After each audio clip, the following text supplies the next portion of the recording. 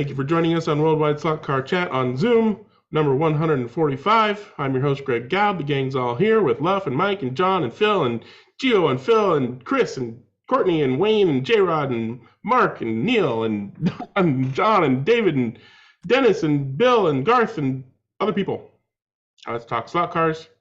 If you have something you want to show and tell, raise your virtual hand and I'll make sure I get to you. Or wave your real hand and I'll try not to miss you. Gio, you want to do some show and tell? I don't see any virtual hands, so you can go ahead. I was waiting for Zoom to recognize my gesture. Someday that probably will. It was doing it, but it takes like 10 seconds. So,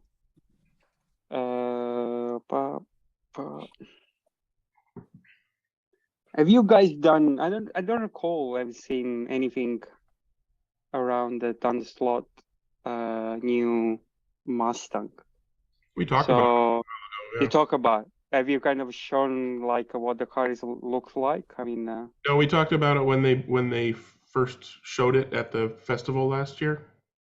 Okay, so I had like 2 in pre-order from Armchair, but I think they just arrived in Sydney. So I got this one from Spain, which took a much shorter time.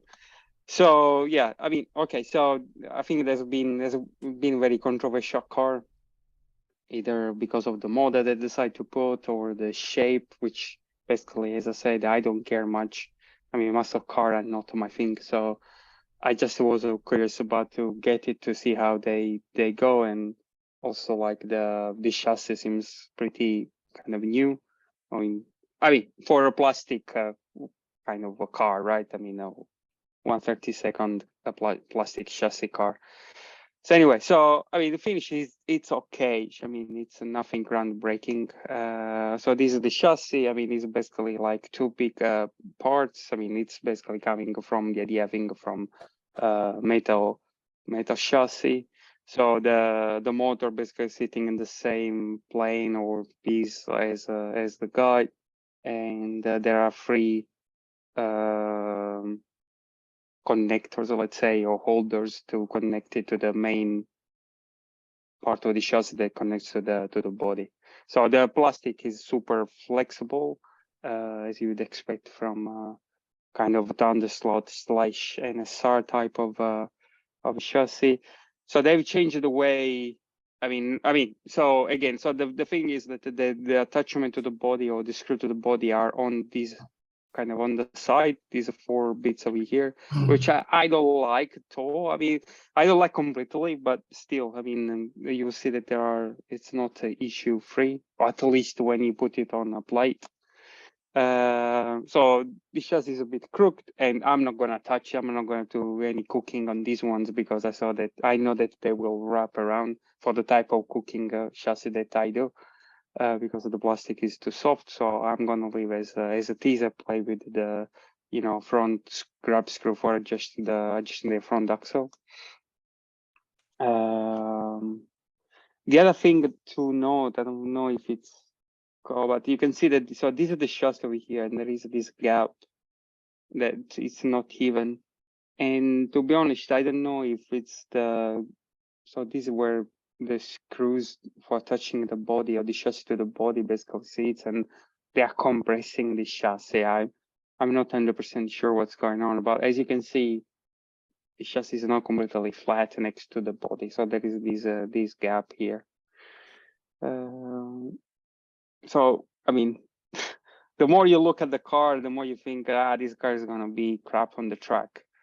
The other small things also to notice that there is a bit of pinching here between the guide and the body, but again, I have checked it recently and it seems that it's moving a bit more freely. I've not done any modification or anything, but anyway, so you can see that the grab screw here in the guide, it can rub against the lower part of the body. As you can see, the guide basically it's kind of next to. I mean, it's been held in this position by the body touching the guide. And there's a bit also on the other side, but in this case, I'm kind of pushing it or holding it. It can be also that the chassis is too flexible, so I don't know. And this overall, again, the body is not completely sitting straight on the chassis. Some kind of bit of stats. I mean, nothing really groundbreaking, but this is the overall body with with interiors that is almost like a full. So it's come up like 21.6 grams, which is pretty light for the size of the car. Oh, okay. So 72 grams is the full thing. The interior it's not complete. It's not Lexan actually. It's very thin plastic, so it's 5.4. Sorry, 5.5 grams. So which basically with the Lexan could be reduced even more. And the body itself, it's with the lenses and glasses, it's 16 grams. So with the Lexan chassis, some lights, I think you can get easily to 19 grams, 20 grams, which is not bad. So of course, I mean, I kind of try to prepare it for running digitally. So this is with an oxygen chip, so plenty of space. I think it's nothing really too complicated to set up the chip in. I mean, this is one of the largest chip in the market at the moment, I think, except for Carrera. So, and as you can see, there is plenty of space because of the way the chip is gonna sit. I'm using the infrared LED from the chip, so that's shining through a hole that I made in the central part of the chassis here. So I do reroute the front wires to the guide instead of going underneath as it comes stock. Basically, it's going over the front axle, and it's not that bad. What else? So yeah, the car comes with that any suspension, so I just put a bit of tape there. Although I think it's flexible enough that can deal with any imperfection on my Scalatrix track. And I think will be also quite good on boot as a car. So overall, I mean, I've tested the car out of the box, just put straight on the Scalatrix track analog without any showing of tires or anything, and it goes pretty well. I mean, no magnet, of course, there is no magnet in the car, which is pretty big plus. And with the chip as well. I mean, it's a very, very good car. I mean, the grip, I mean, the tires or the wheel, yeah, the tires are really, really nice out of the box. So these are new size of tires for Thunderslot, especially for the back. I think there's something like 19.6 and 9.6 wide. So which is could be also an interesting tire if you expand well for GT3 cars. Overall, really pleased. And so, as I said, I didn't do any kind of work to prepare it. Just readjust the braids and put a bit of tape, and it goes pretty well. So I would suggest if you think about getting into it, it's a nice car. Gio, have you managed to find out whether or not there's any offset between the rear axle and the motor axle? No, I've not checked for that way. I would think there would be. It's just a matter of how much. Yeah. So you mean that the axle is not sitting in the same plane as the shaft and the motor? That's what you meant? I don't know. Yeah, it could be the case. I didn't check for that. All righty. Any other questions from anybody? No, that's a very nice review. Thank you. I assume you're all done, Gio? Thank you. All right. Thanks for sharing.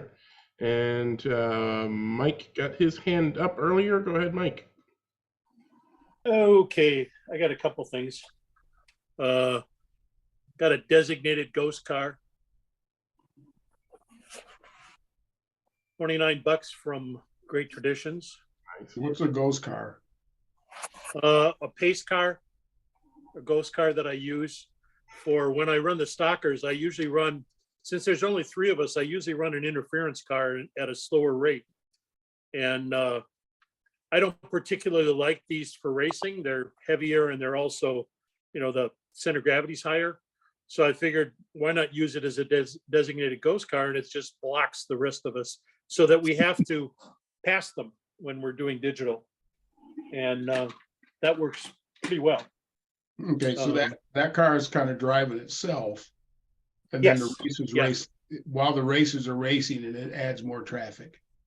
Right. And we put it in the lane that's generally the fastest in the outside lane. Yeah.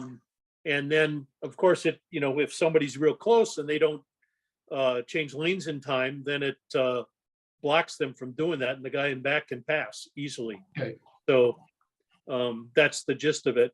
I might eventually get two of them for more interesting times. So you have one in each lane, so you got to pass twice. Cool. And try and keep them a little bit different speed, one maybe a little faster than the other, so that it's not all ending up the same. Okay. So I'm Nice. going to do that. But we have run with two ghost cars before, and it makes it really interesting. So the other thing is, I got to match my yellow one. I've got the Mercedes, what they called the Red Pig when it raced at Spa, and I guess it finished second overall at Spa 24 Hour, which amazed many people.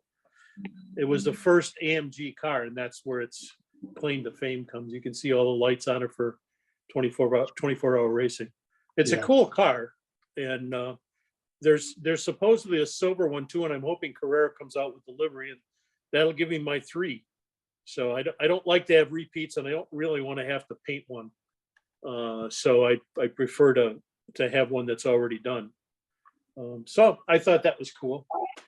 And then, of course, in honor of Greg, I had to get one of these. Oh yeah.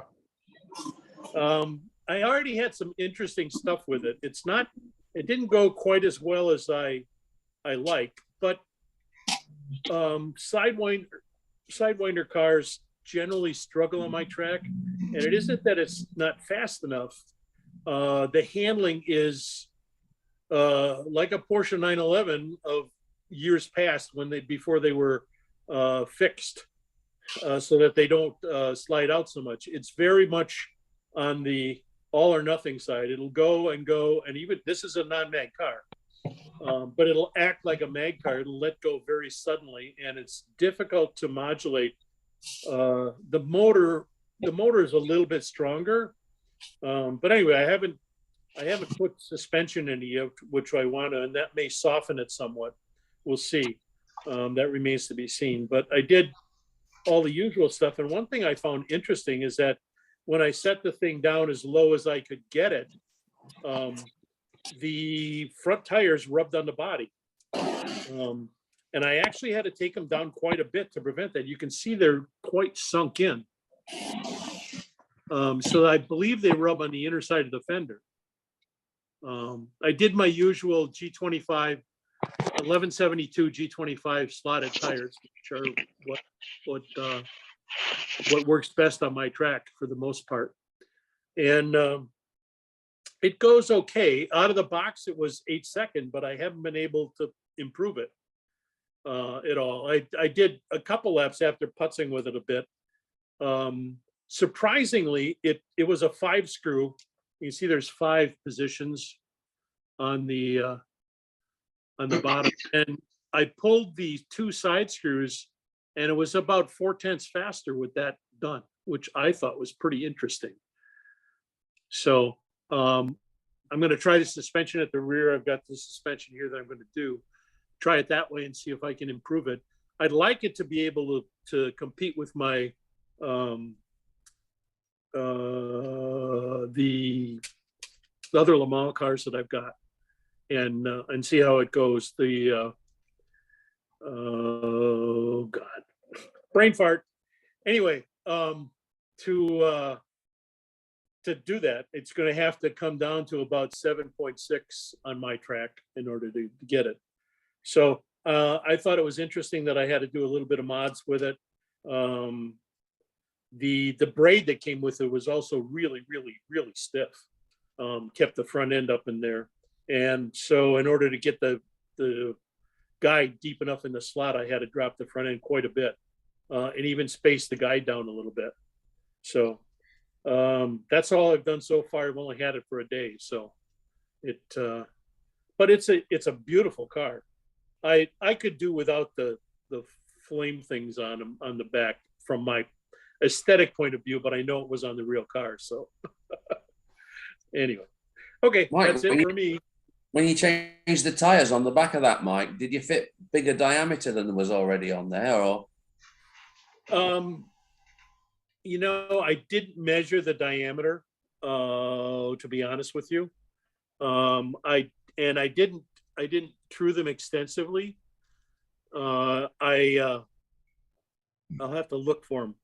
They're on my table here somewhere, and I'll have to look for them and measure. But I'll let you know whether they're larger. I just fear that the magnetic downforce from the motor has been compromised by a slight raising of the ground clearance there. Do you measure, monitor that? You know, I was going to do that right now. As long as I have the magnet marshal here, I can give you that. Thanks for reminding me. I'd be surprised if 15 grams. 15 would be out of this world. 6. Yeah. That's in the range. Okay, weight is 69 grams.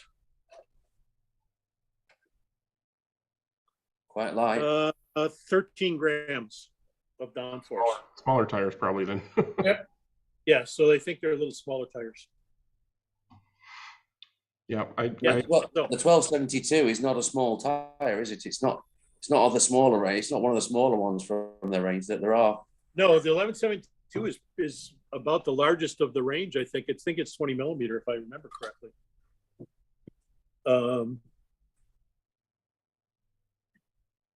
Have they got 15.8 wheels on there then?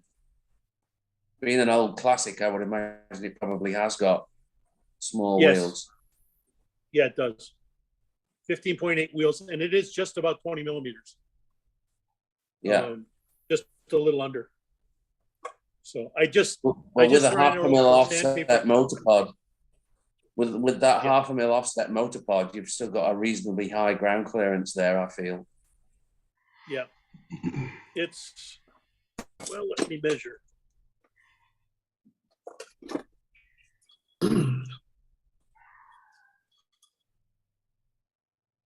Oh yeah, lots of ground clearance. Yeah. Over 2. Over 2. 2.2 to 2.5 millimeters. So a fair amount of ground clearance. I could probably put 1323s on it and bring it down somewhat, and that would help. But I don't know if that would cure the sudden oversteer.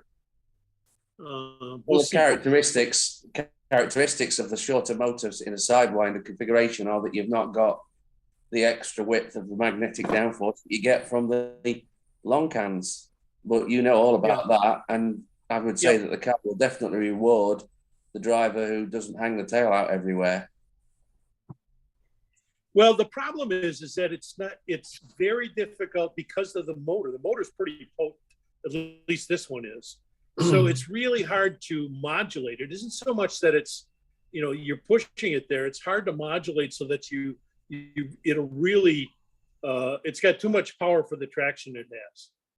So it makes it hard to drive. It'll go, like I say, a full 8-second lap with no problem, which is a decent time for most of my Le Mans cars.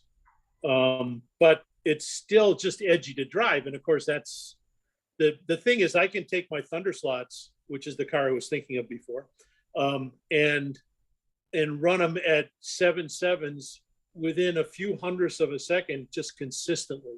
They're really easy to drive, but those are suspended with the foam suspension, and they, all of them are really closely competitive, except for the McLaren Elvas, and they're real close in speed, and you can when the three of us run, it's we finish the 125 laps. Usually, all three of us are within a lap or half a lap apart, because unless something serious has happened. But it's really easy to make them go well on my track.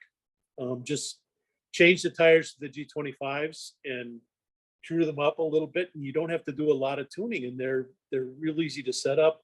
and they're really, really nice to drive. I mean, you can hold them and run the whole race and be really, really consistent in your lap times easily, and push it if you want to. And you can feel it. It's pretty amazing for me that the Thunderslots are that good, especially considering how crap they were as magnet cars because of the flexible chassis. But I found the same thing with Scale Auto. Scale Auto has seemingly, to me, too stiff a chassis for running on my bumpy track. The sideways are every single one of them that I've gotten, the GT3 cars, are great out of the box. You know, I put put the set of tires on that I like, and I try the sideways tires first, and consistently the G25s on my track work better. And I'll throw a set of tires on and they all drive about the same. I don't have to play with them too much. They're usually set up decent. For some reason, the more flexible chassis suits my my track. So, you know, it is interesting. And the only Scale Auto I've had any luck with is the F1s, and those hold the track record on my track. So go figure. On the F1s, they seem to be working well, but on the GTs that I've tried, I have two of them. I have a Pantera and I have the Porsche GT3 that I got recently, and neither one of them work. And I've even on the chassis to loosen it up a little bit, I've cut the connecting points on the chassis to make it more flexible, and it still isn't sufficient. And the chassis that comes with them originally is the medium chassis, so they don't have anything softer. I'm sure they work great on a wood track, but on my track, not so much. So Yeah, end of story. Hey, Mike, have you thought about, because you're racing digital, if you're racing in digital, why not change the throttle map for that car? Put that car in your car database, and then change the throttle map, and maybe even reduce the max power by a little bit. You can smooth out the way the throttle is set and the max power. Change that throttle curve. You can smooth it out and have much more tractable power for the amount of traction that you have. I use that quite often in my setup.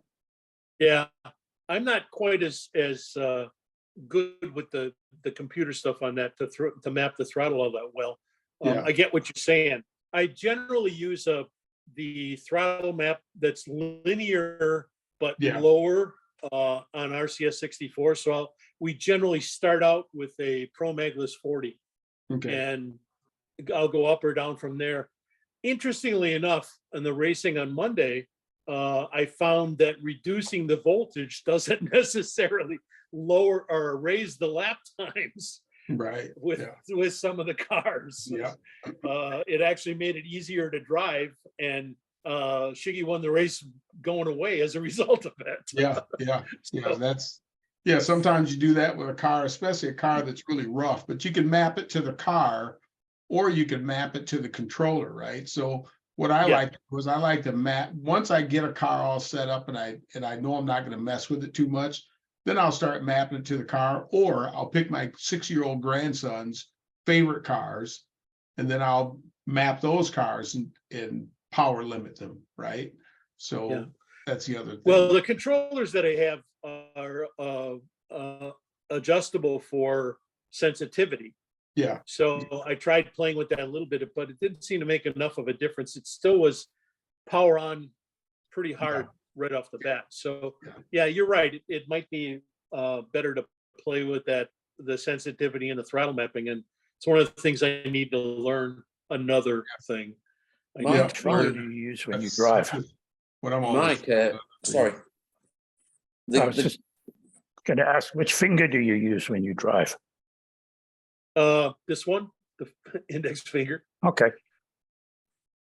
And I was going to Some ask. people drive with the middle finger, and so the very first thing to tell people who don't have enough control is to drive with their index finger.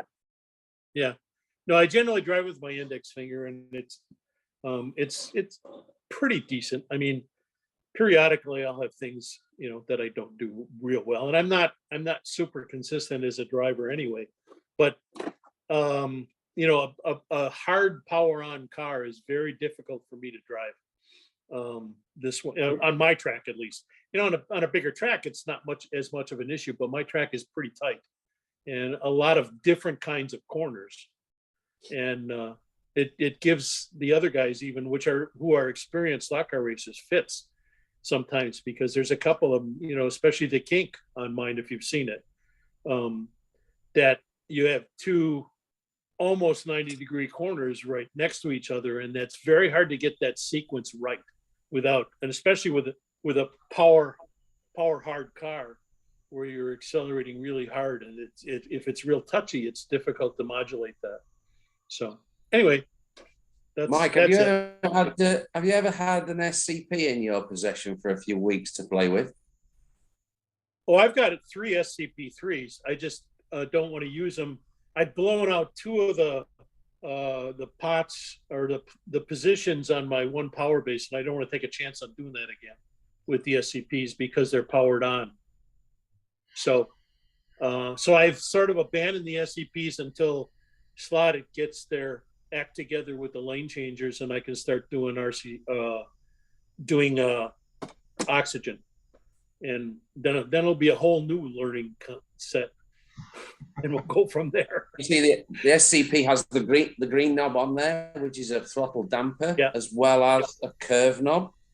So we find the throttle damper particularly useful when your power curve is sharp, like you're describing it. Yeah, but the SCP does not work well with RCS and simulation. It messes everything up.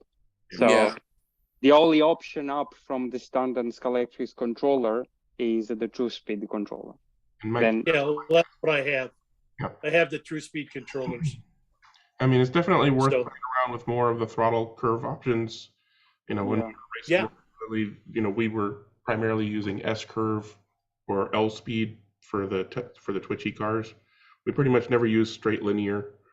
But yeah, there's so many different throttles throttle curves that you can just scroll through that, I would just practice mode, I need to put my own map in and do like an S curve or a low speed. No, you don't need to put your own map in. Voltage lowering. No, just turn on the option to change the throttle curve in the pit lane, right? Just put it in practice mode and just drive around with a throttle, pull it into the pit lane, switch to the next throttle curve, drive it around, pull into the pit lane, switch to the next throttle curve, drive it around. And there's like 20 or 30 different throttle curves in there. Yeah, I have tried that, but the difference is that gives you the full 15 volts at the track, whereas the magless ones cut the voltage off at the top end. That's true. And what I found was with the right throttle curve, I only was using that high voltage, the way you're talking about it, the full speed on the main straight, right? So the curve allowed me to use pretty much most of the throttle for most of the track, but I never went to full speed until I got to the straight where I wanted it. Anyway, I haven't tried that for a while, so I might go back to that. See, you might be right. But like you said, you can make your own curve super easy. Basically take the S curve and just notch everything down a few numbers, and then make another one of the same kind, and you basically The nice thing now, Mike, is you've got a car that you can recognize has a hard hit to its throttle response, where before when you were playing with it, maybe you didn't have as harsh a car. So maybe you'll see a better result from experimentation and familiarization than you would with your smoother response cars. So give it a shot, see what it does. Yeah. I mean, another thing is maybe changing the motor, because the one I think that is coming with the slotted car, I mean the classic, is I think at 23 RPM at 12 volts. So which means that you are hitting over 25 RPMs, right? So maybe finding like an 18K motor that is a decent one, or a 16K motor that is a decent one. And if you don't want to mess around, I could do the Thunderslot motor. I could do that one, and equalize it with the Thunderslot cars that I've got. Those seem to be pretty decent. As I said, we're starting at Pro Maglis 40 with a linear controller. So I can't believe you guys are saying that a Thunderslot motor is milder than a slotted sidewinder motor. Yeah. Come on. Thunderslot motors are way quicker than the slotted motors. Right. Okay. Gear up then, Mike. So then the answer has to be that it's the chassis that's causing the problem more than the motor. If that's the case. I've played with mine a little bit, so I'll do my show and tell right now. Okay. You're talking about the Ferrari as well? Yeah, the 512. Yeah. Okay. So I'll get to that in a moment. Somebody was selling some Fly cars, and some of them were blue and yellow, and I didn't have them in my collection, so I said, "What the hey?" and bought his car. So Porsche 911 Daytona 73 is this guy here, and these are Fly loves to be accurate. The ones where the actual slot car motor. Where the motor is where the engine should be. Yep, behind the rear axle. There's the underside, so you can see them. Where's the pinion? Yeah, you can't see it in this shot. You kind of barely see it there, but yeah, the motor is back there. I also got this 934 and 76. A little bit more yellow on this one, so I like it better. Probably will never run these in a series, but they're getting some track time once I clean my track off. Again, this one's got the motor behind the rear axle. And of course, this one I like even better because, I like that lighter blue and more yellow. Might have to suggest this one as a class. I like this car so much that I might suggest a racing series. The 908's are nice. Just so I can run this car. A nice little car. Yeah, and this is, in front of the rear axle. This kind of weird pod thing is unfortunately not a pod. It's just a separate motor holder thing. Well, you get a little bit of tuning option by fiddling with those 3 screws. I tried, and yeah, you can make it, but it's the tires are so shitty. I haven't, I need to replace the tires. Yeah, you do the tires first. Those things rip at our club night when it's Moddy Fly and Fly night. Yeah, I believe that. And of course, here's my 512. I had this on pre-order as soon as it was on pre-order available, and took lots and lots of pictures of it. And I like the little flame things, but I never saw a car race, so to me this is just cool, retro cool car. This is before I did any work on it. I haven't done any extensive work, but just like Mike, the first thing I did is I pulled these side wing screws out, loosened up pretty much all the other screws, so I had some motion between everything, lubricated all the appropriate places, took the magnet out. Does anybody know what kind of tires Slotted is packaging with cars these days? The C1? Yeah. Yes. Not a whole lot of grip on Sport Track with those. Not a whole lot of grip anywhere. Yeah. Except, of course, as Jim Rose will tell you, they work really well on very stuck, glued commercial wood tracks. Do you do anything to your show? And if Henry was here, he'd say he likes them on his Carrera. So, Gio, you like the C1 tires, okay?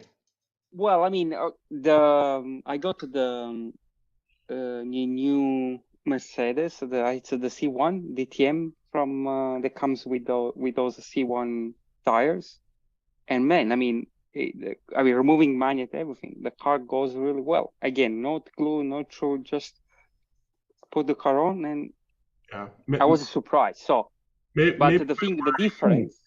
It's not terrible. Like it's not like that Fly car was, right? It still goes. No, they have improved over the years, but the only difference is that these are threaded. The one for the C1, I mean, the Mercedes one, it's completely smooth. Yeah. So maybe that one could be different. I'll probably try and just go ahead and true these, until such time as we race this class again, and at that time I'll probably replace the tires, but I'll probably pop those on the truing machine and see if it improves things. But yeah, it wasn't terrible. It just wasn't, it wasn't G25 or N18s or NSRs or whatever. Oh, shoot. I think I had another picture. Let me check. Nope, that was it. Okay, so I'm all done. Greg, on I saw some little recesses. Is there actually a holder for a Hall sensor in the chassis? Could be the case. Oh, these guys, yeah. Those, is that what they are? I think so, yeah. Yeah.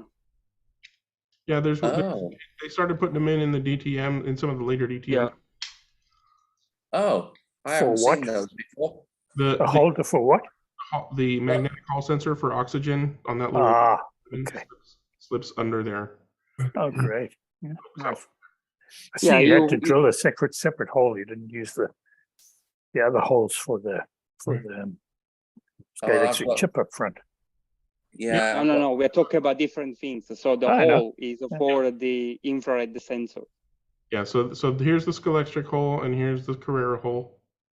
For this, these are in place for the Type C chip to lay right across here, and there's the bracket and everything to hold the chip down. So if you get a Type C or a SP43, you can just lay it in there and clip it down and plug it in, plug and play. Nice. What's that little hole that you drilled ahead in front of that, just behind the guide? That right one. Yeah. That's not something that I created. I think that one. I mean, there is one hole that is for the screw, but that one. Yeah, this is for the body mount, I think. Yeah, that was the round one. It's the body mount. I don't know what that one is. No, it's not the body mount. The body mount are on the side of the guide. Oh yeah, of course. These are the body mount screws over here. I'll have to go get it and look at it. I don't know what that's for. Mike, you got yours handy? I don't know either. Oh, I know what it is. It's the clip for the chip. If you can put the chip in the on the other side, the other end of the clip goes in there. Okay. Yeah. You slide the end of it, the sort of a T-shaped clip on it to hold in the chip assembly, which I've never found works, but. I don't know about you. I don't know about Geo, but I personally would never clip a chip into a chassis, and I wouldn't clip the whole sensor in either, to be quite honest. Hey, whatever works. Why not? I mean, that's not me. I mean, that's Mauricio thinks it's a good idea. It's because hard mounting those components exposes them to all the vibration and all the impacts, and I believe the slotted oxygen chips, and in particular the Hall sensors, are prone to being damaged, particularly over longer races, like I tend to enjoy. And if you do that hard mounting with any of those components, you're asking for trouble in the longer run. Yeah, I think those stuff, Wayne, is for the home racers, so people that are not much experience are gonna be the same. They're gonna basically use those connectors that now Slot is putting in. Yeah, they're gonna. I mean, I never use them. Yeah, I never use those stuff myself. Yeah. No me. Whole different kind of racer for those things. Yeah. All righty, I'm done. Phil, what you got today? All right, so I'll if all of our new Slotcar viewers got through that really simple show and tell that we've had, I'll regress all the way back to beginner corner. So last time I was on, I talked about a space that I was gonna put together for a Slotcar track. I just thought I'd give you guys an update. Maybe some newbie will see it and go, oh, I could do that. Let's see here. I have yep, that's it right there. I'll share this screen, and hopefully you're seeing something now. So I haven't really officially named this thing Resurrection Raceway, but you guys saw this beginning picture of my space, and you can see it's a jumble up mess. Hey, sorry to interrupt, Phil. Turn your info off. Oh, yeah. Is that better? There we go. Thanks, bud. All right. So anyhow, I had this space. I sold my old house, and I had this beautiful big basement, and I had this huge, I won't say huge, but 28 foot by 8 foot table. I had to give that up. And now I'm down to a 28 foot space. So that wouldn't even hold the table. It's only 14 feet wide. So an 8 foot table is a pretty big piece. So I'm doing a temporary track while I get my next space remodeled. So this is what the basement looked like. Then I change it to effectively this. So from this to this, and now I have a space that I could resurrect as some type of slot car track.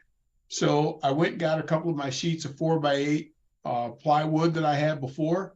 I threw out some sawhorses, and for a beginner, this is great because they don't have to build a bunch of 2x4 stuff and construct this big platform and, you know, figure out that you just get yourself some sawhorses. These are foldable ones I bought at a big box, you know, home supply store. Get yourself a 1 or 2, 3, 4, whatever you have for sheets of plywood. I didn't even cut them. They're 4x8. I took those, I stood on them for a minute so I could make a video. And there's actually a video that I plan on putting up on YouTube about this. I'll share that link next meeting. So I throw those up on that. This table took me about 7 minutes, including shooting video, to get to a point where I had a platform to put a track on. And then I had these rolls of a grass mat that a lot of trained people buy. So I got some of that. I experimented with just using some linen cloth that I had that was green. And that's just up there as an example of something else somebody could do. These shots are going to be used with a high school that I've got their physics class doing a track with. So some of this is about them. So I get the grass mat. I start to spread that out on the table. You know, after about 15 minutes, I have this set up. And then after about 30 minutes, I have this set up. It's nothing more, and I have a lot more track than this, but I thought I've never actually taken time to decide to set up a single as you buy it slot car set and see what these newbies are doing. When I was a newbie, I bought 2 big sets all at once, plus some extra track, plus about 10 extra cars. I come rolling into home, I set it all up, and I get going. So I wanted to know what that felt like. So I got this Pro Platinum GT set, I set it up, and the only thing I did that wasn't stock out of the box was I added aprons, so I had some form of guardrail around the track. I set that up. You can see me talking in this video about it because I'm going to post this up for newbies. And so you see me here. I'm actually operating a camera, so the stupid hand pose is because I have a remote in my hand. So there's the setup that I did, right? And so voila, about 35 minutes after unboxing the slot car set and having the wood sitting in the room, I've got a grass matted table ready to go, ready to race. And obviously, you know, a few straights or a few extra curves would make the track fit the space I have, which this track is only 16 feet by 8 feet, right? So that's what I'm going to run on for a little while until I can get the space behind that door back here. You see there's a TV, and just to the left side of it, there's a door. That door has a 14 by 34 foot space, but right now that's a laundry room. So I got to get the washer and dryer out of there. So anyway, this track gets set up, and there's an overhead. Greg, you were talking about setting up scenery. This is spray foam crack sealer, some green paint from the home store, and the trees are actually, all the shrubbery I have here cost about $2.99 US dollars. I bought it at one of the like Hobby Lobby stores, and it was like a shrub. And I took that shrub and I cut all the branches out of it. Then I spray painted the clump of spray foam, and then I stuck the trees in it, and voila, you got scenery. Looks good, it's dirt cheap. All those hills together, less than $5. So I did that. It comes out kind of looking like this. When you look at the backdrop back here, you can see this area back here with the trees in the background. This is just some stuff to hide the wires, and it starts looking pretty good. This Ferrari F430 is there because I saw a guy at the International Car Show the other day here in Michigan, and he actually owns the actual one-to-one real car and goes to the Gilmore Car Museum. He recognized me. I said, hey, I have that car, just like yours, except he had a photo of him sitting in his. I couldn't get in this one, but I thought I'd take a picture and pass it on to him, and I actually got his number. I'm gonna make a point of meeting up with him and giving him this slot car and see if I can make a slot car guy. So that's what I did. You know, obviously I have some extra storage tubs with lots more track in them, and I will expand in the future to fill in some more, you know, get my race management stuff. I've got a couple 50-inch TVs to show my my race stats as the racing's going on. The TV back there on the end's only like 43 inches. So it'll be some ancillary piece that we'll have around somewhere, but 40. Got a little bit of work to do. That's what I've been doing this last week since you guys saw me 2 weeks ago online here. This is what I've been doing. And it would be farther if I hadn't had so much fun with this.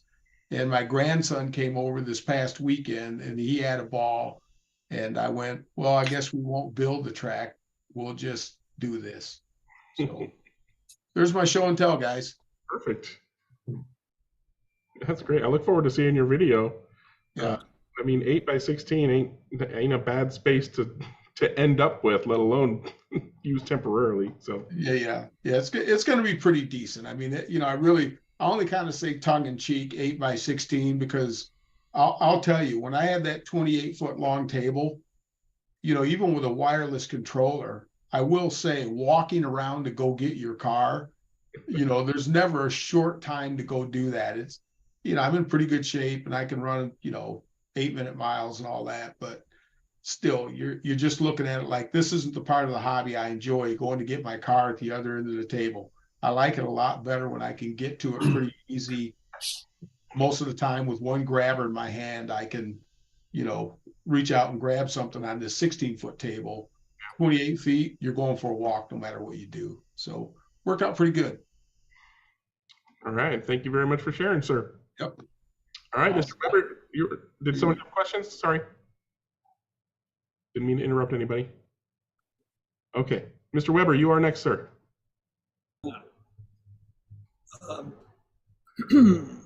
The other day I was looking on eBay and found some decals, and I've always liked these decals, that like the cars that used these decals, and the Carrera Porsche model in the background there is one of them. And so found the decals online. They were not very expensive. See, this is not going to work. Anyway, these have been enlarged in with the scanner. Scanned them, several different sizes. Got the right size. Cut them out and sized them to see if they would possibly work with this completely undecorated Fly. Let me switch my thing. With this Fly Porsche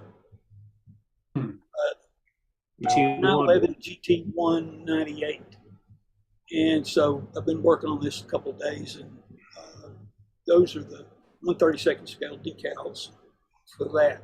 But the decals come on a black background. So you have to cut the decals out of this black background and try to get all the black off or not.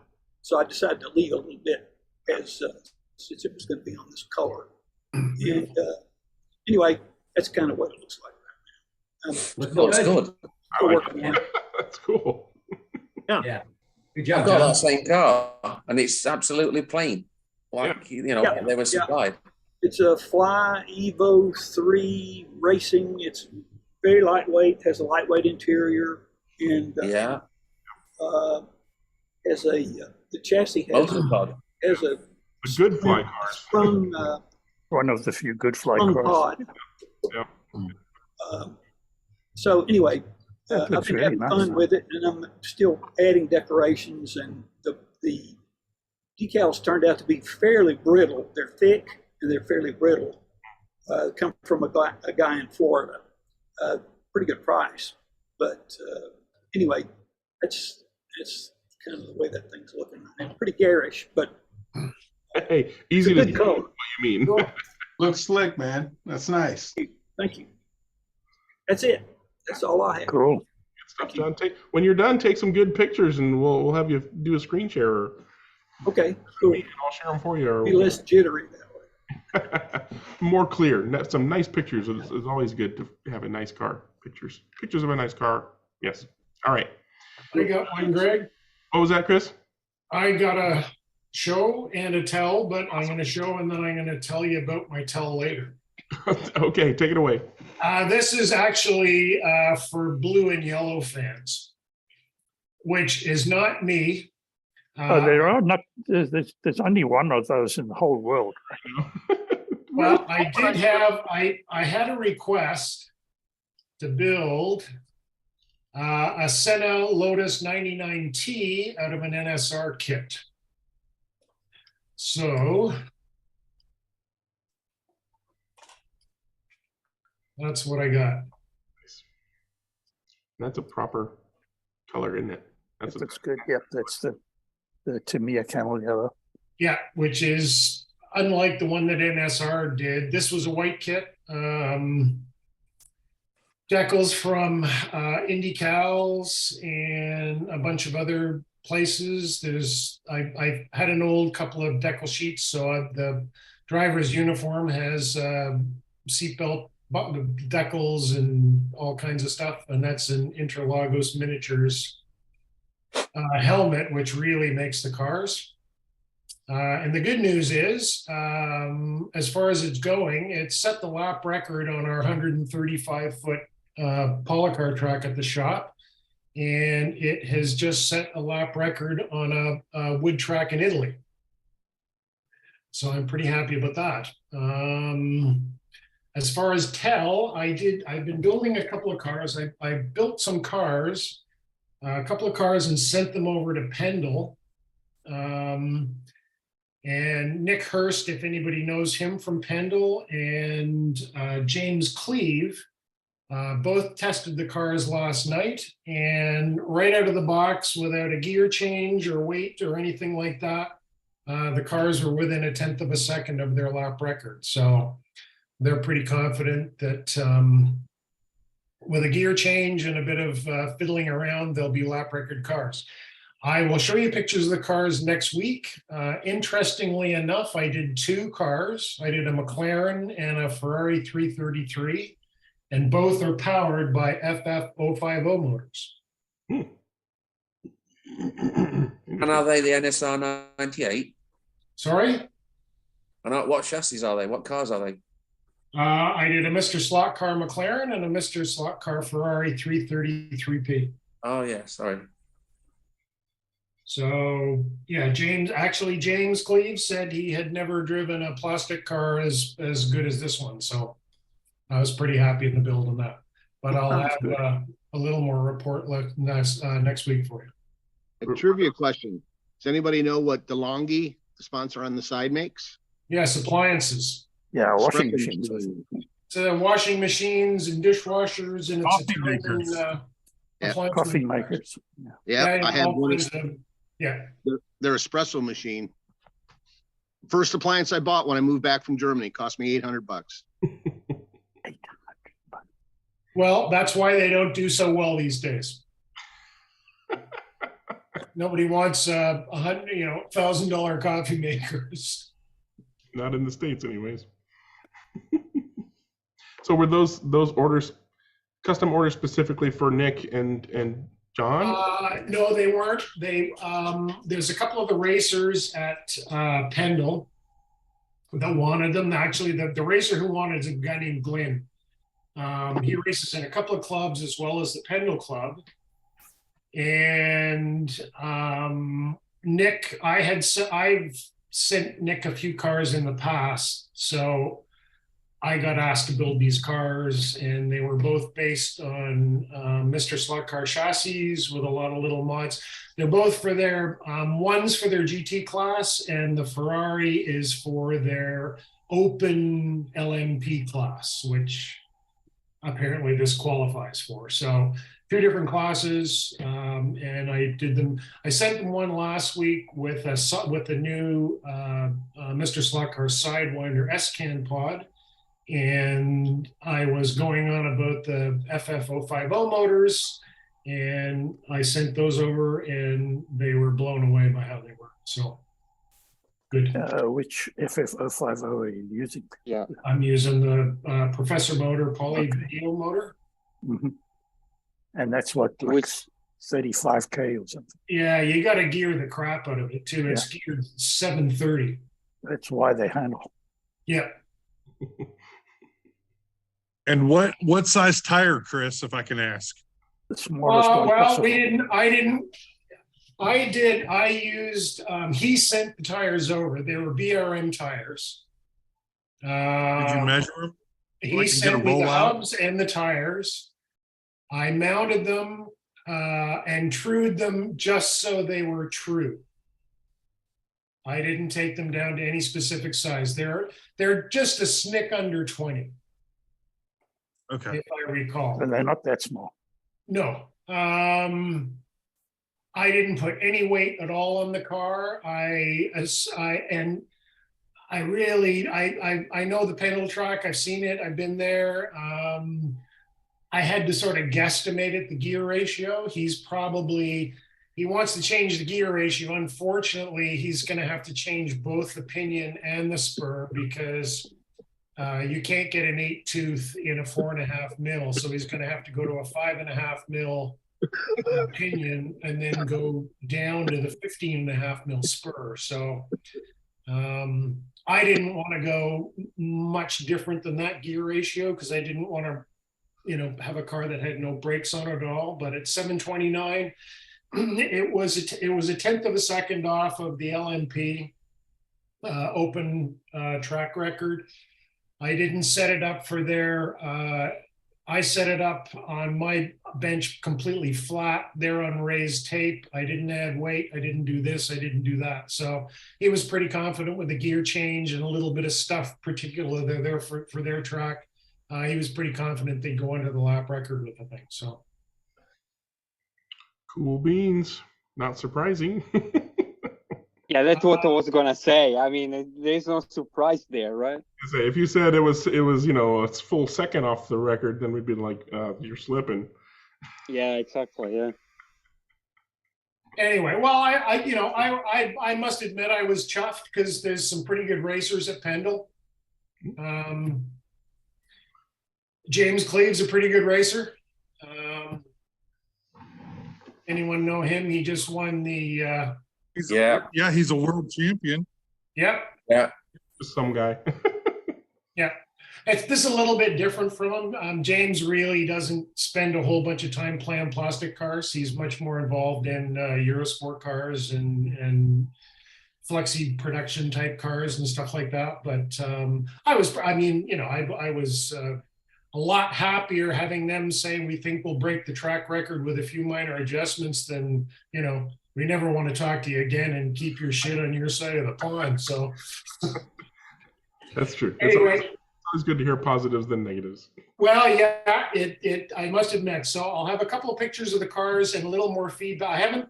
I just got an email from them. I want to talk to Nick and I want to talk to the owner of the car. He just said, I'm going to change the pinion and on an email, and I have to tell him you can't just change. You got to change the pinion and the spur. Yep. I'm sure he'll find that out pretty quick if it's a whole millimeter difference. Are they in angle winder config then, Chris? Sorry? Are they set up as an angle winder cars? No, sidewinders. Oh, so the FF050 is short enough to fit. And the problem there is with the 1.5 millimeter shaft. Yeah. Trying to find a 5.5 millimeter 8-tooth pinion with a 1.5 hole is probably where you're having the problem. Pendle's got tons of them. Ernie's got tons of them. Is there any angle? So you just yeah, it's only for Mr. Slotcar. It's not for anybody else. Yeah. Is it a 0 degree sidewinder, Chris? Sorry? Is it a 0 degree sidewinder, or is it like 1 or 2 or something? It's probably that pod's probably about 3/4 of a mil. not to offset the angle. Sorry? The angle. Like a lot of sidewinders are just like 1 degree, right? But yeah, no, this is the only reason they, I mean, the Thunderslot do it so they can run, they can get the pinion closer to the rear axle. by putting it on a 2-degree angle, and then they can run a smaller spur gear. Okay, yeah. Right now you can run smaller tires and blah blah blah blah blah.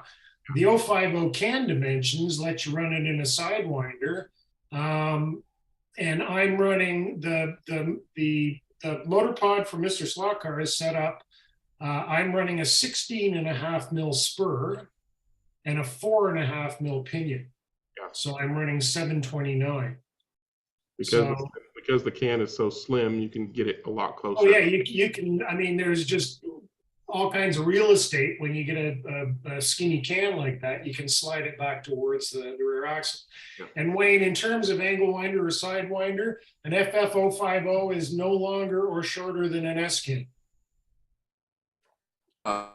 Okay, that's nice to know. Never having held one in my hand. Well, it's because it's basically can with that sort of, for lack of a better term, the integral end bell in the thing. So yeah, where an S can has a can and then the plastic end bell sort of clunked onto the end, this is all one piece. No longer whatsoever, same length. So has it got a slightly longer magnet than an FC then, because it's got has it got a longer armature, a longer stack, and a longer magnet? Yeah, it is, but I mean, Pendle's running on a copper tape track, so yeah. Magnets are not particularly advantageous or disadvantageous. Well, the thought process is, I wonder how that would function on a plastic track where we normally do. I use them. Oh, that's good. Yeah, but we're not comparing those two motors. We're comparing the slim and the. Yeah. I was wondering, will they pull on a rail on a plastic sectional track? Sure they will. If they've got polyneal magnets, they'll pull a lot more than most ceramic magnet S cans. Okay. I run a couple. I've got 3 or 4 of them running around for people at the Raceway, all running on polycar track, and they probably generate, again, depending on tire size, which is somewhat fixed depending on the various classes we run, you probably get 20 grams, 22 grams of downforce if you run them close. Which, when you're considering if you've got an 80-gram car, I mean, you got, a quarter of the way to your car to play with sort of free downforce, if you will. With that thing in it, it wouldn't be an 80-gram car very often, would it? If you were, like, for example, Courtney, if he was building for a proxy where nearly anything goes and it was going to be held on plastic tracks, then that would be a serious consideration. Yeah, unfortunately, there's not many proxies held on plastic tracks. That's true. Yeah, okay. Well, I mean, I'm sure there are. I'm sure there are, but certainly in North America, Australia, there's not many proxies on. There's a few in the UK that I know of, but most of the more well-known proxies, if for lack of a better term, not trying to annoy anybody there, but they're generally on wood tracks. And on the wood track with rubber tires, you need some weight in the car. It was interesting because the last time I saw one of Courtney's cars, or actually more than one, out in the wild doing the proxies that I could see on YouTube, it was actually on plastic sectional. Hold that back up. Courtney, hold that back up. I just spotlighted you. So Chris brought those 050 motors up quite a while ago. And I've always got a GT3 car going. And the Merc is fast time on my track right now. And you can see that's just a stock NSR pod that's heavily modified. And then whatever this thing is, sideways McLaren. It's got a CG pod in it with the 050, and you can see how it looks. It's just, it's not as good. I've got a third option I'm working on as well, but I take it in that CG pod, it's not sat flush with the bottom of the car. Right. Not quite. Do you have a F1 GTR Mr. Slotcar McLaren, Courtney? Unfortunately, I don't have any Mr. slot cars. I'm trying to get sponsored by him, but this guy Chris Walker is taking up all the room. I see. Wait for our next contest. No. Well, say nothing of the oxygen. So Mr. Slotcar doesn't have one that fits in the GT3 proxy. However, I have been doing some research, and I don't know where my sticky is. I think the 333 will fit under. I have a note here somewhere. I don't see it. Here.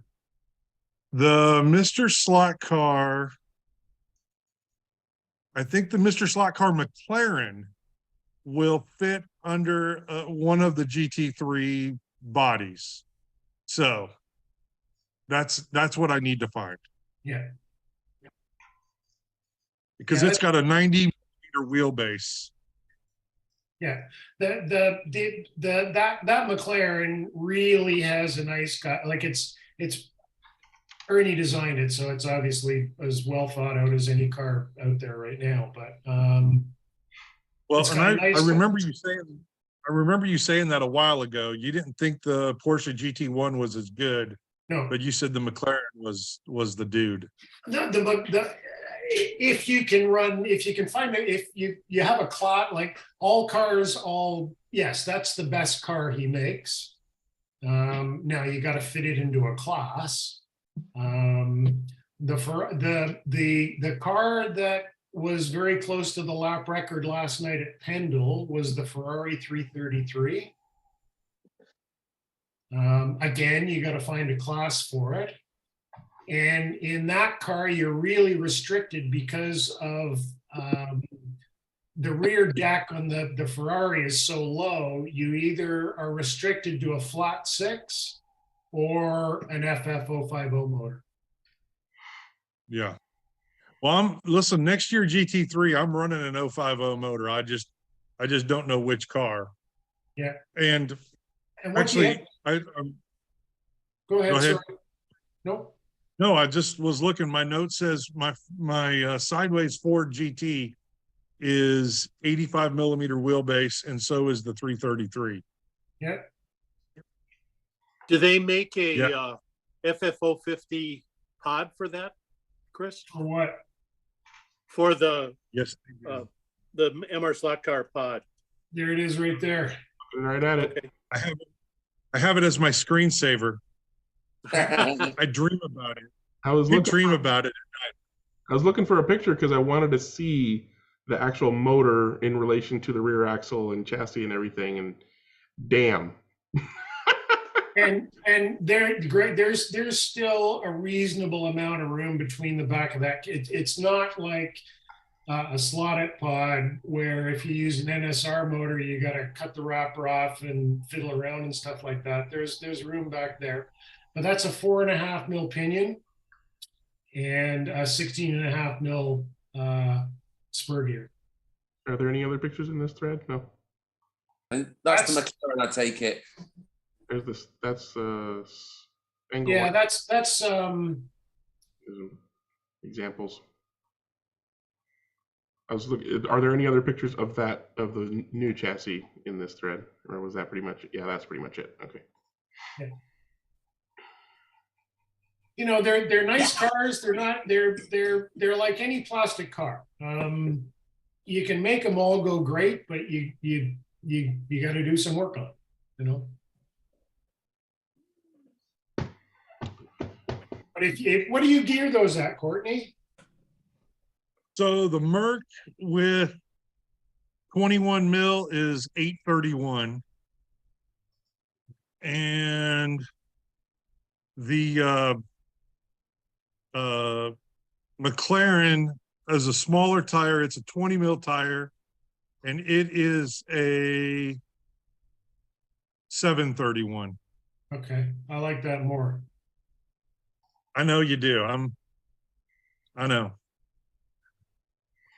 And of course, while I've got you on the line, you made a comment a while ago. You like to run the steel pinions better than the brass.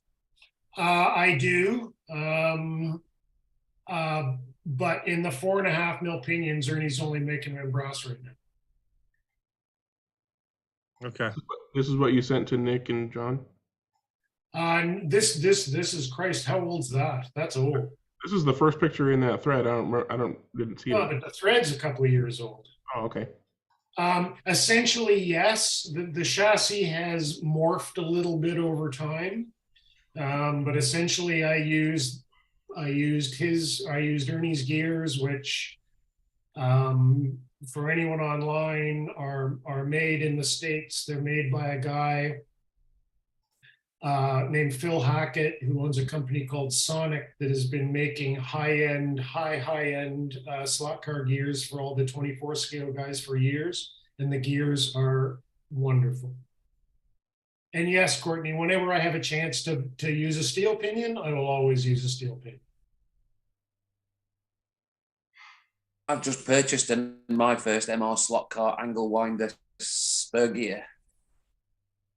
Haven't run it yet because I haven't got pinions that reach it until I go to Le Mans. What car did you get? I didn't get a car, I just got a gear. Oh, okay. Yeah, the gears are great. The gears are wonderful. They're high precision cut. The most important thing is they're nice and round. The reason I purchased it, Chris, is because it's the smallest diameter angle winder gear I think I'm aware of. I think it's a 14.5 diameter. Yeah, well, either 15.5. And okay, yeah, okay. Is it black? It's one. Is it black? No, it's gold. Okay, that's one of the older ones. Okay. I think it's 14.5 because it's smaller than Slot.it's smallest, and theirs are 15.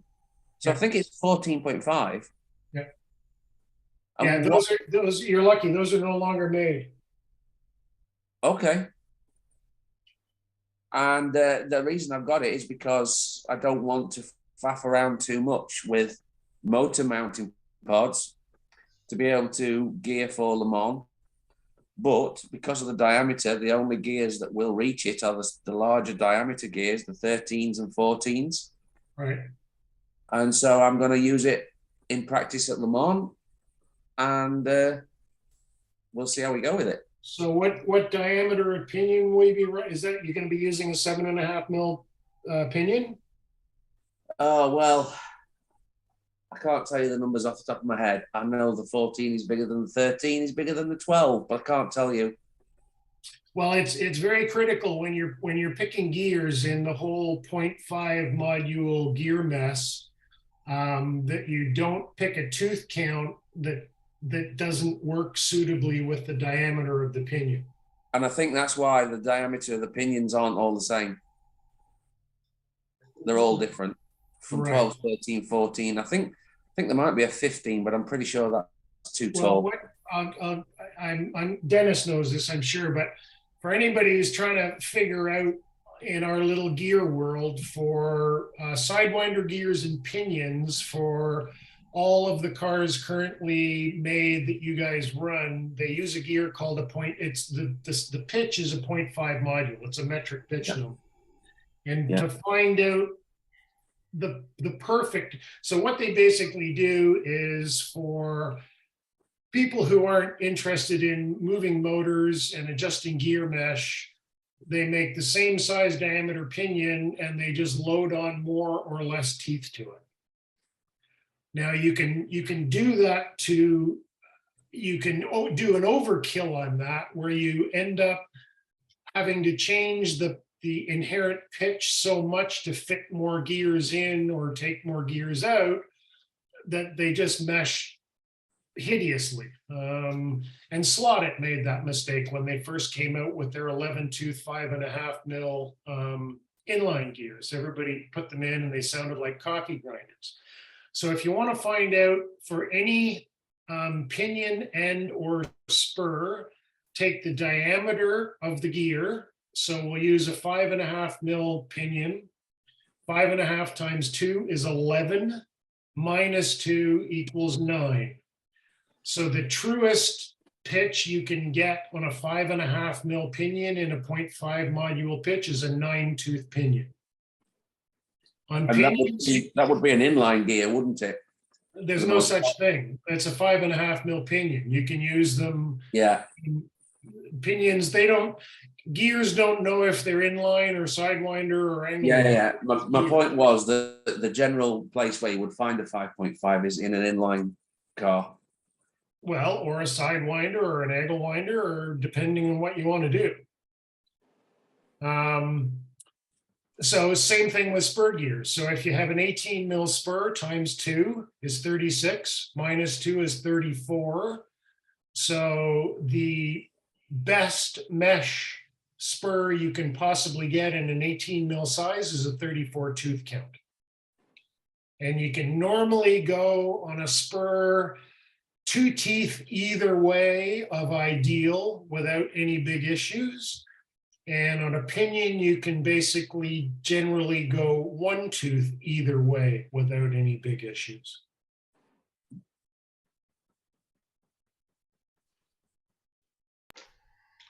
As always, fantastic information from Mr. Walker. Yeah, I'm gonna write down that formula. Yeah, it's one of those conversion thingies. It's not actually, when you do the conversion, it works out to 0.5 module. A 9-tooth pinion in a 5.5 is 0.5008. So it's not absolutely perfect, but it's as close as you're ever going to get. Horseshoes and atom bombs. Yeah. So when you're picking your gears, keep that in mind. You can't just go, I'm going to put like a stupidly big pinion or stupidly small spur together. You really got to keep the pitch of the gear in mind to get a smooth running car. Is that formula? I'm just going to go and find out what it was that I purchased now. How does that formula change with different pitch, or do we not need to worry about pitch with the gears we're using? Well, all the gears we're the only slot car segment of the world that the gear manufacturers play silly bugger with all the pitches. To me, this is this was like a mid 2000s thing for me. From the 60s until the mid 2000s, a 6-tooth pinion was a slightly smaller diameter than a 7, which was so every gear was slightly different. So anytime I would change gears, or Dennis would change gears, or you have to reset the gear mesh. So you either have to move the motor or move the crown or do whatever you have to do. So with one proviso. Yeah.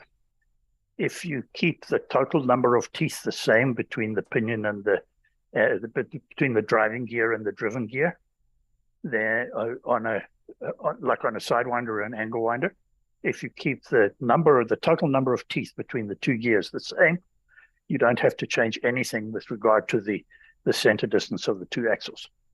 Because one will grow. So an 838 or a 937 or a 1036 is all the same. No, I absolutely, because you're looking at a pitch diameter. What you can't do is say, okay, I want a 6-tooth 5.5 mil pinion like that. Yeah. Agreed. No, but you were saying that on the old style gears, we had to do that. Now, back in the late 70s, early 80s, we used to get gears from the UK that were called Mutleys, as I recall. Okay. And the Mutley gears were nominally 64 DP, diametral pitch, which is the imperial version of the metric 0.5 module. Yeah. And although a slightly different size. And what they used to do, they did not change the pinions were all, because the pinions are so small with respect to the number of teeth, they would make them with the correct pitch all the time. So it was always a 64 pitch pinion The 7 tooth was smaller than the 8 was smaller than the 9 was smaller than the 10. But they would then modify the spur gears. Right. And so you could buy a 36 tooth Motley gear, which had a beautiful, nice, smooth involute tooth shape. And then you could buy a 38, which had this slightly thinned out tooth shape. And you could go to a 40, where it was just this little spike. Yeah. And if you got hit by anybody, driving anything faster than a box of Kleenex, the teeth would bend. Yeah. Yeah.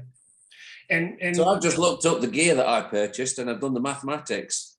And at a 14.5 diameter, multiply that by 2, you get 29, and subtract 2, you get 27 teeth. Right. The 14.5 diameter gear that I've purchased from MR Slotcar is a 25. Yeah. So I'm 2 teeth away from optimal. So you'll find that the teeth are all a little thicker. Yeah, you'll have no problems with that. And Ernie is Phil Hackett's smart enough that if someone says to him, build this gear, he'll say no, because it's not going to work. So that gear, there is a 24. It's out of stock, exactly. But they did make a 24 according to the listing I'm looking at. Yeah. Not in a 14.5. Oh, well, let me check. It's that's what that says it is. I can share screen, I think.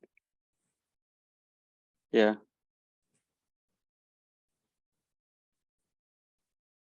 For anyone that's interested, I'm actually just looking at the Pendle listings exactly like that. Although I'm not on the computer, I'm on the phone. So the one out of stock. Go ahead. 24. I've purchased 25. Right. Just to give one a go, because I'm using a Slot.it 25 now, and I'm meshing that with a 12 tooth pinion, and it's difficult. I have to slightly modify the holes in the motor mount, and of course around the bearing holder and all of that. And now I'm playing around with setting the motor mesh and then setting it again and reassembling the rear axle after every time I've moved the motor almost. Yeah. Because I can't get access to the motor screws if the gear's there. So it's quite a task. And of course, at the 24-hour race, I'm going to have to install a motor because it's a handout. And that means that I want that to be as quick and easy and as accurately and repeatable as possible. So I thought that by the time I get my 13, 14 tooth pinion gears on there, they are bigger in diameter. I'll be struggling. I'll be trying to push the motor away from my Slot.it gear. And rather than do that, I'll fit a smaller spur, and I'll have a dry run, obviously, before the event. I'll start building that kind of motor pod and see how it all goes together. Well, the gear only arrived a couple of days ago, and it's nice thing in my hand. It doesn't weigh very much. I can't remember exactly, but it's not particularly heavy because it's metal rather than plastic. I just don't know what it's going to sound like and whether or not it's going to last 24 hours. If it's meshed, if it's meshed properly, it won't sound like anything. Or whether it's going to eat my pinion. It will not eat your pinion. If it eats your pinion, you've done something wrong with your gear mesh. Yeah, of course. Well, that's the way it should be. You'll hear it if it decides to eat the pinion. Right. Of course. I've seen lots of cars try to start the 24-hour race with what appears to be a working car. And the classic example of that was when someone put a -1 offset motor pod inline in combination with a flat 6 motor. And the flat 6 motor, having its armature 1 millimeter lower than a normal motor, meant that they were running something akin to a 3 millimeter offset. Well, no, at least two anyway. That didn't like it. It ran okay. It sounded fine, but after about 8 hours, it was done for. And about 8 hours later, it was retirement time because they'd used up all their available gears. Well, you know, there's no, not everybody's an engineer. That's right. And the really critical thing with an angle winder is you really have to maintain and manage the lateral axle play. Yes, yes. On a sidewinder over, you know, over the course of an enduro, you're going to get some lateral axle play on a sidewinder. It really doesn't make that much difference because the gear just slides along the pinion. Yeah. As you get axle play on an angle winder, the gear, as the spur moves, if it does away from the bushing, it will tighten the mesh. Yeah, yeah. So you really have to maintain that. On all my, anytime I do an angle winder for a proxy that's going on a long time, I'll use set screws, and I'll also use Loctite on the wheels and the axles so I don't get any lateral play in the axles. Well, that's the thing that you do. I do, but you do it in the final stages of prep.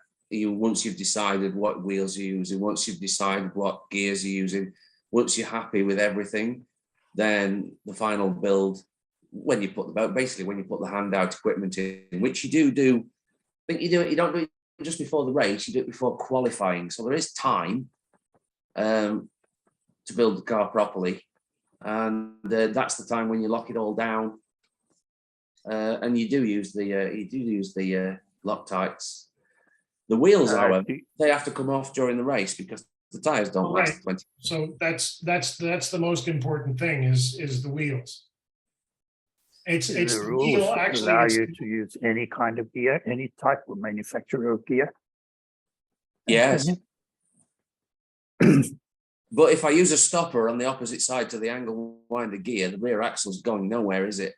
Well, everything under lateral pressure, you've got tiny little grub screws, and I tell you right now, if after the end of a couple of hours, you pull the stopper on the other side, you will have some axle, you'll have lateral axle movement in that car. I'm sure you'll find somebody who's crazy enough to dispute or to disprove your contention there. When you get hit hard enough by another car, there's gonna be some lateral play. Yeah.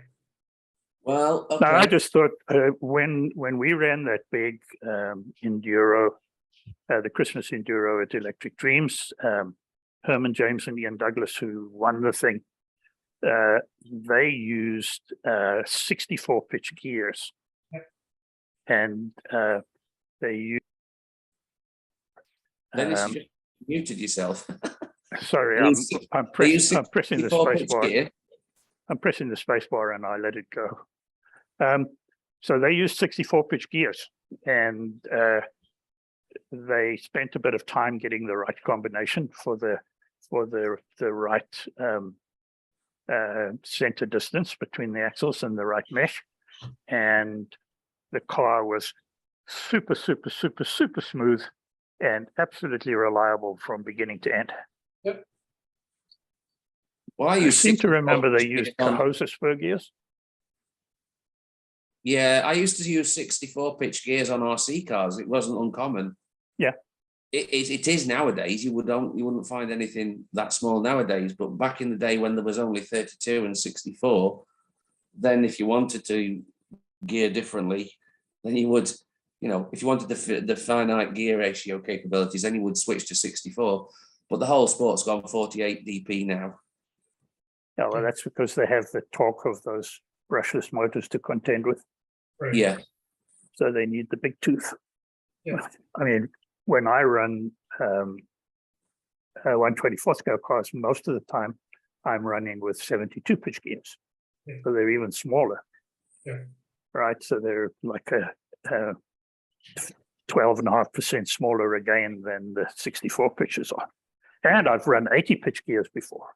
Oh, all my old F1 cars were all 80 pitch gears. Your F1 Euros? Yeah. I used to run 64s, but with 72 pitch pinions. Yeah. The nice thing about the very small tooth, very busy pinion gears is you get a lot more tooth on your pinion diameter, because by the time you're taking 50 module down to, I don't know, 8 pinions and stuff like that, they start to look a little ridiculous, don't they? 876.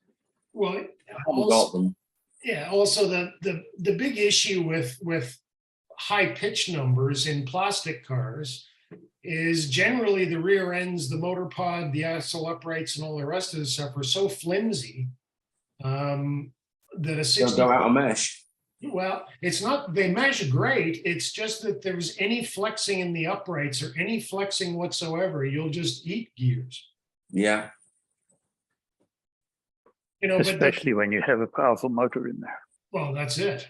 Grippy motors, fast corners, grippy tires. A lot of load. Yeah. Well, this is the thing. You see, we're running G25s on Dinko track and flat 6 motors, and it's the yellow flat 6. It's the base range one, so we're not super torquey. We're also not super grippy either. So longevity. I would run a 64 pitch gear in the combination in those cars, quite honestly. Mm.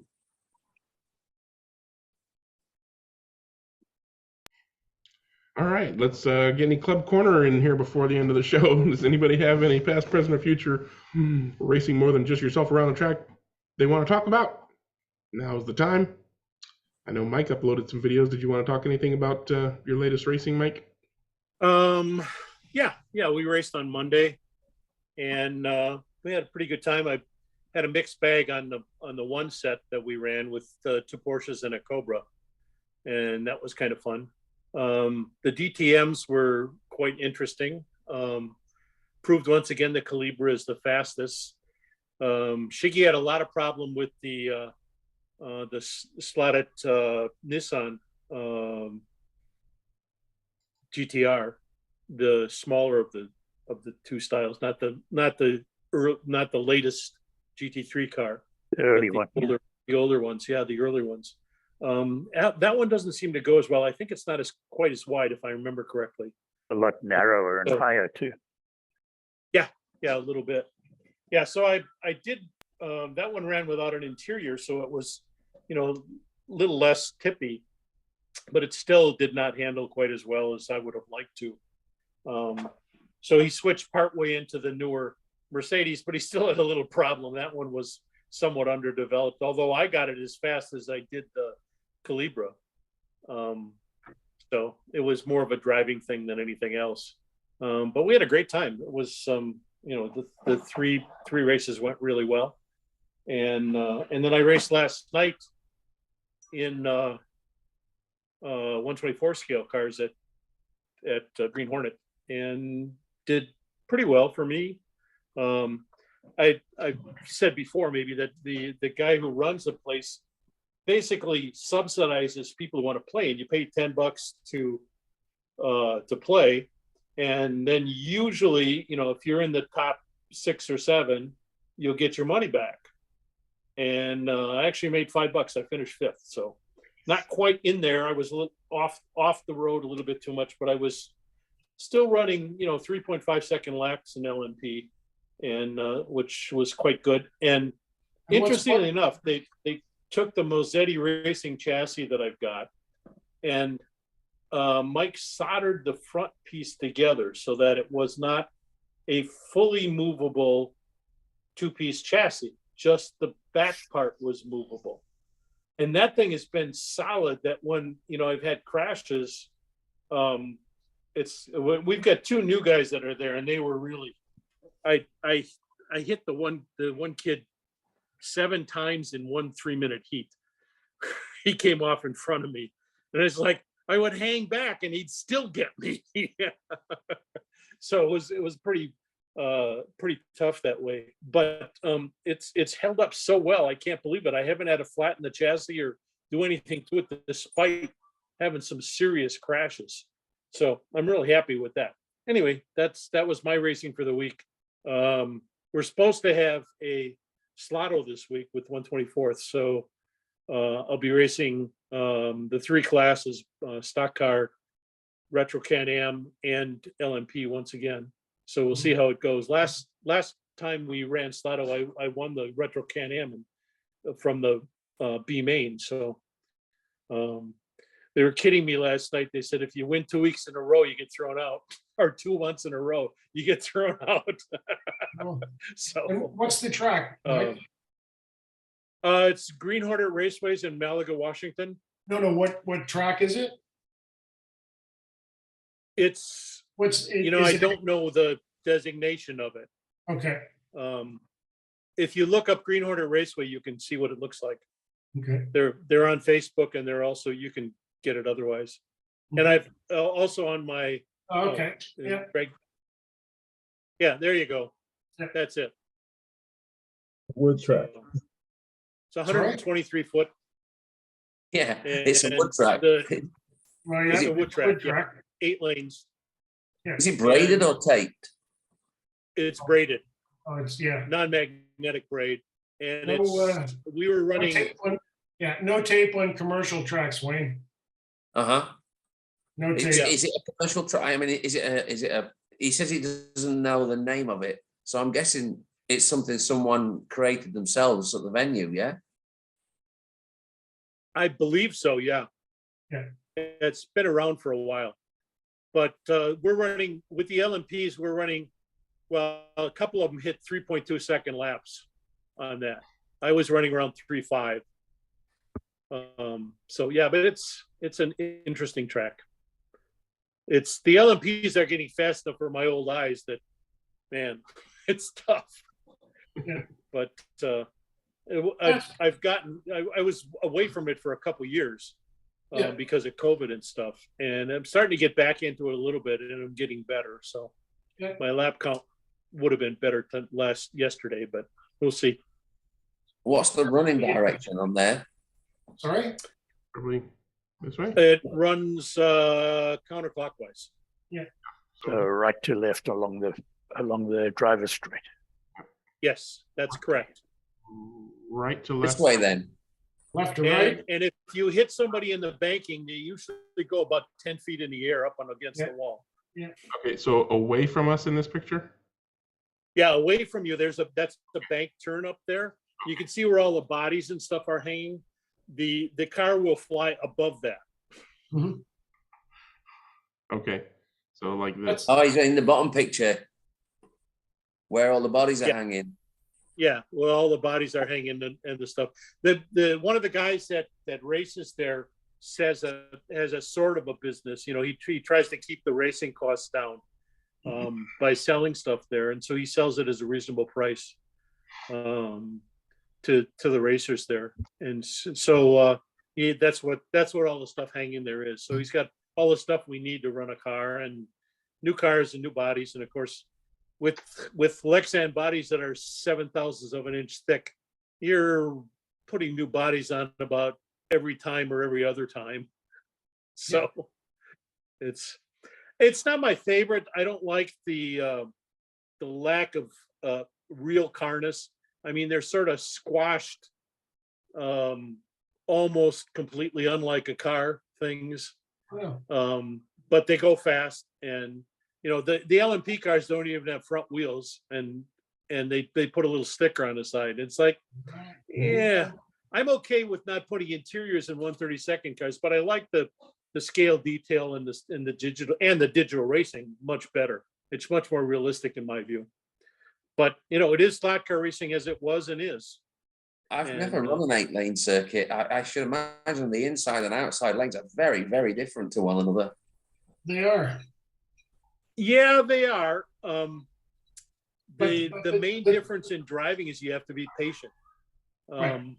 If you look through the 290s that are on that track, you have to give a little blip of the controller in between, because the cars have pretty good brakes.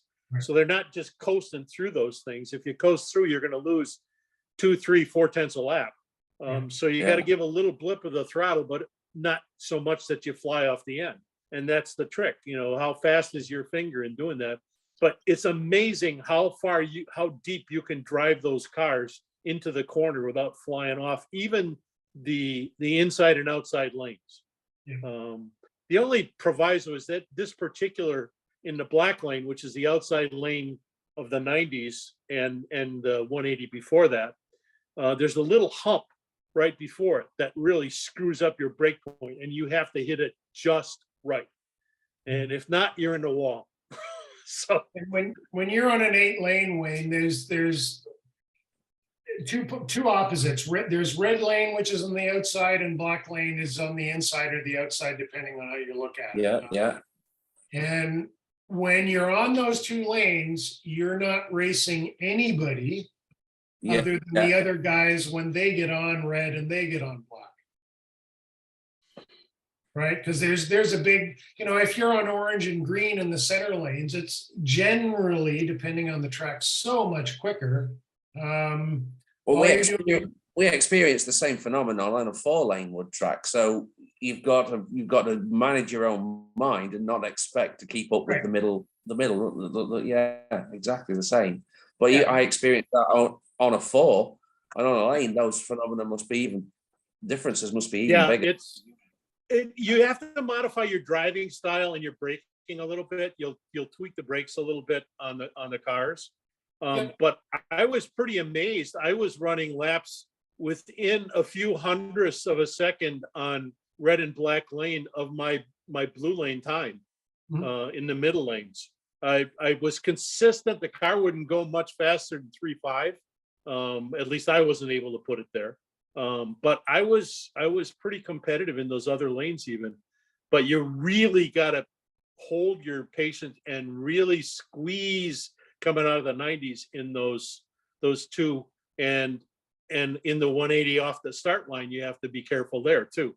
So it's just a matter of modifying your driving style for those, and it's challenging. It is, and it's most of the guys, it's serious, non-serious. I mean, you have to be careful about where you are and where you stick your nose, because if you get in the wrong place at the wrong time, you're off, because somebody will slide out and hit you. Yeah. So you have to do some racecraft in that regard. Not quite as much as in digital, because there's more things to think about, but you still have to pay attention. Well, arguably more attention, because your speeds are so much quicker. Yeah, true enough. It's different. It's just different, isn't it? Well, yeah, it's a different kind of attention. The focus has to be different. Yeah, and you have to look ahead and you have to look behind. And there's an etiquette. Typically, if you're coming up on somebody, I'll say, I'm coming up, and I'll give the guy a lap. And if he doesn't just blip on the straight and let me by, I'll put him off.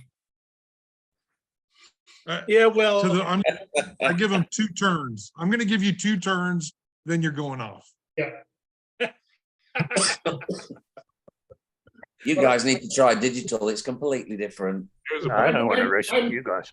I'm faster than you, Courtney. I can give him a whole lap. You can only can afford to give him 2 turns.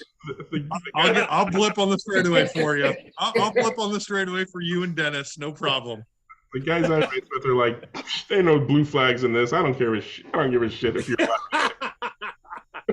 Well, Walt got me twice last night, and after that, I went, okay, no more Mr. Nice Guy. You're off the next time you come close. And he was. He went, oh. I said, that was payback. So, all right. Interestingly enough, we were trying new motors. The Pro Slot motors that we were using, and that we use the same motor in all 3 cars, and dropped the voltage down a volt for the stock cars, which are heavier and they go slower as a result of it. But they're trying a new motor that's a much cheaper motor, because the Pro Slots have gone up to $45 now. So it's getting significantly expensive. And they both Hillbilly and Walt tried the new motor, and I can't, for the life of me, I can't remember what it is. But it's a inexpensive motor, and it seems to be just as fast and doesn't seem to have excessive heat. The only problem with it is it's not serviceable like the Pro Slots are. Right. So. But, is that a false economy then, potentially? Potentially, but if they last long enough, if they last, 4 or 5 months of racing 3 times a month, that'll be fine. You're not going to get that much. So, do you know which motors I'm talking about, Chris? No, but any of the sealed K, like whether it's the JK motors or it's not the JK, I know that.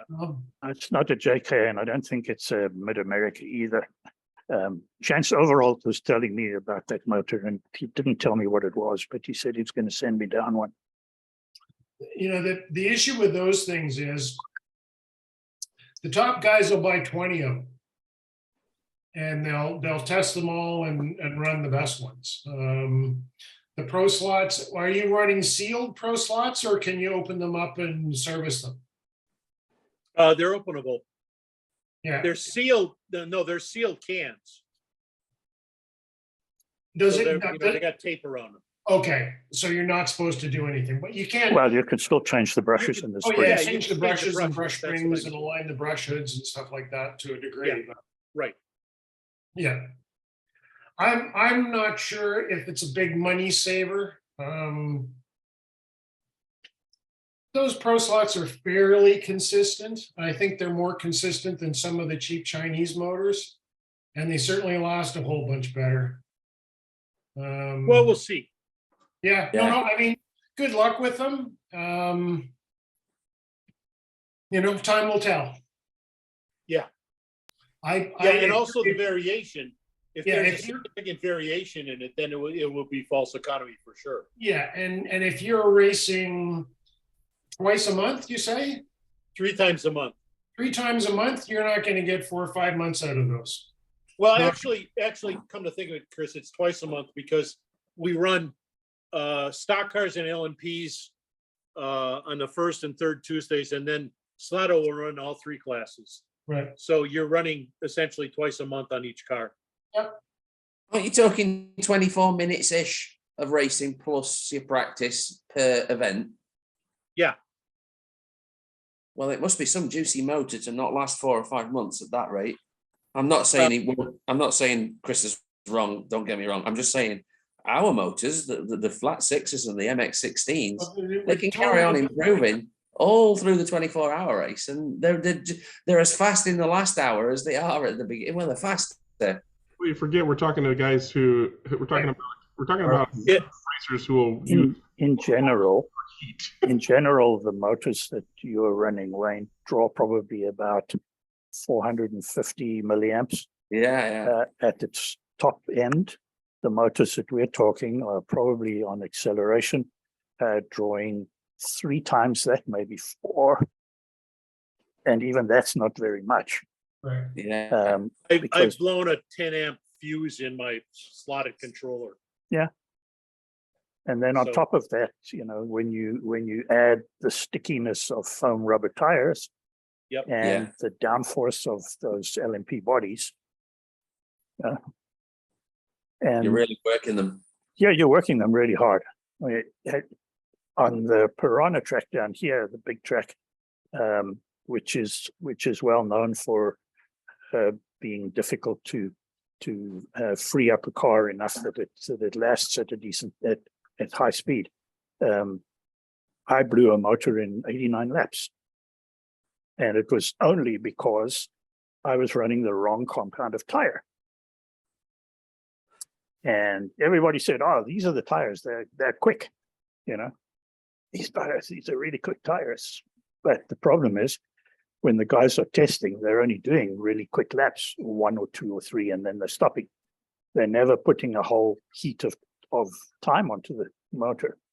And 89 laps, and so that was like a heat and a half. Motor gone. Let the smoke out. Just to give you perspective, Wayne, we've had axles seize up in bushings. Yeah. The speed and the heat. Even if they're lubricated, they're not lubricated every heat, but even if they're lubricated, we've had instances of seizing axles, and so that's how much heat's being put through that and how fast they're going. It's a different ball game completely. Yeah, it sounds like it. I'd like to give Dewann the chance to tell us about it. Let's give Dewann the last 10 minutes. What you got, Dewann? It's only going to take 2 minutes.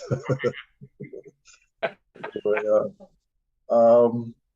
went to our Farrout club race at Big Lou's, which is a hobby shop that has I think it's either 145 or 175 foot electric 4-lane track. And we had 21 racers, and this was, I think they had about a half a dozen people or so not there because they were attending the memorial service for Robert, the guy that got killed a couple weeks ago. But yeah, 21 races, so it was a very long day. We had to cut the heat times down to from 4 minutes to 3 minutes. And I'm there in that the I guess multicolored shirt with a little pink sleeve next to Eddie. And our irony was, again, Eddie and I were using the same exact cars for the DTM race. I had a 190 Mercedes. He had the same exact 190 Mercedes. We were side by side with each other. And our results were quite different, obviously. Did he give you his car to drive at any stage, Dewann? No, we didn't have time for that kind of stuff. It was just completely, and we had a little shutdown in the middle of the whole thing because one of the guys, I don't know if you see there's a little glass case right in front of the guy with the red black checkered shirt. A guy actually tripped and went and busted out the glass. He didn't get injured, or he got a little cut, but not bad. Could have hit his head through there. But anyway, so that shut us down for about 30 minutes. But nonetheless, what I didn't do, I didn't finish last. Oops, went the wrong way. Hold on, wrong way. So that's actually the F1 race. This is the DTM race. So I didn't finish last. Second to last is better. Poor Charlie. Sorry, yeah, Charlie. Exactly. And these laps are laps in 3 minutes. Is that right? Yeah, 3 minutes. It was either 145 or 175 foot lanes. I can't remember what it was, but it's a fairly long track. And this was a magless class, right? Yeah, everything we do is magless. Yeah, so we have to take the magless out, and it is a electric track, so it does. You know, if you had magnets in there, it would have the downforce on it and everything. And we did. Big Lou's has a lot of magnet classes. Yes, he just recently started doing magless. I think about 6 months ago or so, when he started having some of his classes of magless, because a lot of guys from Farrout started participating, and they were going with the magless cars. So. And that's why I got a big order of the flat border curb inserts from them last year. Okay, yeah, makes a lot of sense, of course. But we did DTMs and. For the first race, and the second race was the F1s, and I was actually doing very good in my F1 for my standards. But one of the really good guys, he put me out 4 times in one heat. Just anyway, but I again, this is the F1 race. I finished second to last in that, again beating Charlie. I love when Charlie's racing with me. But you're in the game though, Dewann. You're on the table and you're not that far behind the guys in front. So that's the objective next time. Yeah, you got 9s and 10s there. So, yeah. So I improved a bit, but and I did have one. I mean, I'll tell you that the blue lane, which is it's one of the outside lanes. It just gave me hell on one. I just anyway. I got a little more practicing to do, so I'll be doing that. And that's pretty much all I have. But I mean, we have another race. We race every 2 weeks or so, and the next race we're going to be at Eddie Shore's track. Cool. Would you just go back to the other table of results? I can see the F1s are quicker, but yes. But my time was the same on both of them. I think I was 36.5 and 36.3. Look how far. Look where Frank Sisto was. Yes. He's 11, 11, 11, 10. And then you switch him over to Formula One and he's dropped right back. Yeah. He's only like a few spots in front of you in the Formula One. Yeah. I mean, open wheel cars are a challenge. And if Tom Greasy, he put me off 4 times in that one heat. I mean, oh god. And yeah, and then I had another issue with my DTM. My DTM didn't have the guy wasn't snapping back in center, and I mean they would take 10-15 seconds getting me back on the track whenever I got off. So anyway, I can't blame that. I came off, so I have to suffer the consequences. But that's all I had. Hey, racing's racing. Yeah, you know. Nice. Figure out. I like that track. Yeah, I like that track. And that, you know, those offs on your F1 race, you know, a couple of those might have been your fault. You know, with the open wheel cars. You know, yeah. When they're doing this, you know, if you hit his wheel, then you go flying, and yeah, they're hard to. Yeah, you got to drive super clean with those cars. Practice, practice, practice. Yeah, that's what it takes. Keep The biggest tip I can give anybody, or the biggest performance hop-up improvement I can give anybody in slot car racing, has nothing to do with the car. I agree with that. Keep the damn thing on and moving. Keep the tail over the rails is my advice. Well, and if he's putting you off, obviously you're on the outside and he's on the inside on a corner. If you see him coming up, just do a half a blip on the straightaway. You're going to lose 1/10 of a second as opposed to 4 or 5 waiting for someone. Right. Just a little behind him. Yeah. You're right. Makes a lot of sense. Avoid the collision. Get your laps. Well, if you're faster than a guy, if you catch up with someone and you see it's dangerous to pass them, you might as well just check up and pass them later in a cleaner zone. But if they're faster than you, and you don't want to necessarily let someone by, but if you notice that there was no car right behind you, and then there's a car behind you, 2 minutes into a heat, they're going faster than you. Yeah. You might have to surrender. Yeah. Surrender and try to follow them, see if you can learn something. On the straights, I don't think it was a car that ever beat me on the straights. He had some very nice. He had 3 real long straights, as you saw in the layout there. But in the straights, my car was really keeping up with every. It was fast. Do you have a picture of his track? I'm sorry. Do you have a picture of his track? Yeah. You can show one. You can put it back on. Yeah. I think the issue, Dewann, was the thing you were stroking your chin with there just a minute ago. So true. So Dewann, if your Chris, car, such a nice guy. Dewann, if your car can keep up on the straights, then you've almost certainly got a fantastic motor in there, because you almost certainly aren't cornering at the same speed as other people, and when you do, you'll come out onto the straight with more momentum, and your thing will rocket away. I was just trying to help one of our newer racers last night with the whole concept of keeping the tail over the rails. If you look at them in slow motion, you can see the fast drivers are sliding just a teeny bit. But if you're driving around and you see your car sliding, you're losing time. So if you focus on your car, keeping the tail in check, so that you're not losing traction on the, when you're leaving a turn, you're not losing traction. When you nail it in the straight, you're gonna just jump and go. Whereas if you're sliding, you've already lost traction. You're not gonna go when you nail it. And if you're able to do that, I was basically saying, look, if you're swinging all over the track, you're gonna lose feet. He's gonna walk away from you. But if you focus on your car and keep it clean, you're gonna find yourself coming up on him. Right.